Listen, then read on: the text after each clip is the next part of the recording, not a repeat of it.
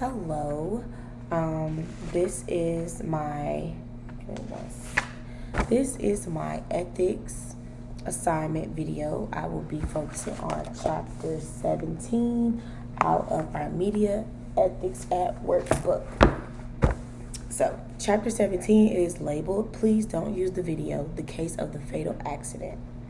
And the first section that I'm really going to focus on is the situation. Basically, you have a soldier, a young girl, alcohol, and a red light.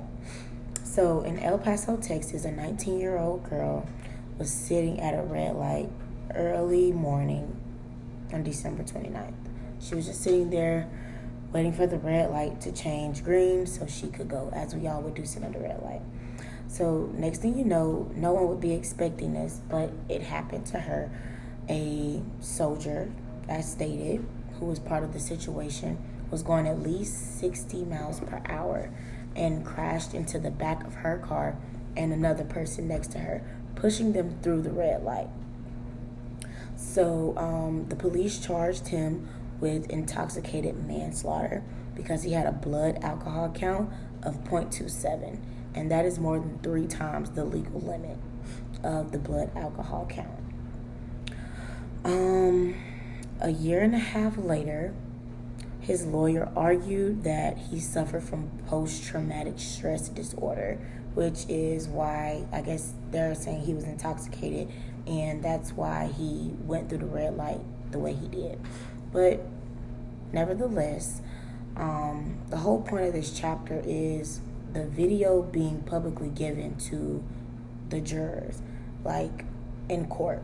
So her family specifically asked that the video not be shown because it causes their emotions to go crazy, and it will cause yours to go crazy too. So personally, I feel like there were some unethical and ethical actions with this specific situation, because I think it was unethical because they didn't take her family's feelings into consideration first, which they should have, because everyone knows that the man wrecked into the car. It's clear as day. You don't need the video to see that. So why did the video have to be used as evidence when it was already evident that it happened? A reason why I would say that them using the video is ethical is because it can, further the story or the situation if need be. But like I said, I don't think any of that was even necessary from the get-go. So on to the tool for thought. Like, they have this little section in our book where they basically give you a hypothetical.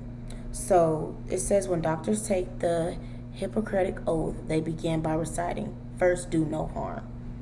So this is basically saying when you go to a doctor's office and say you have to get surgery on something, they have to have that mindset, do no harm, but do harm if necessary to make you feel better. Before you get surgery, you have to get cut open. Everyone is going to feel harm to make something right. So they use a doctor and them subjecting patients to painful treatments to cure them. Basically, the family of this young girl who was in this accident, they had to deal with painful treatments to cure this situation. And I feel like that is the only way that this situation could even be looked at as ethical, because of what it came with.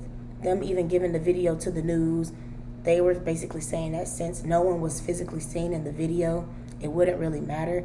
But I still feel like to that family, it matters to them. So they feel like if they don't want the video out there, it shouldn't have been out there, to me, period. That's just what I think. So basically, as the trial went on, there were talks with reporters from other stations in town, and everyone had the same reasoning as to why they would show the entire video. They feel like it was the best material to come out of the trial. And with me being a mass media major, I understand that when people use videos and things like that for the news, they all want to get that hot news. This video was definitely probably used to get that hot news, to get this news station popping more than this news station. That is literally all the media is about. And with that being said, I honestly feel like the situation, they could have went about it differently. They didn't have to publicly put that whole video out there when her family specifically asked for it not to be.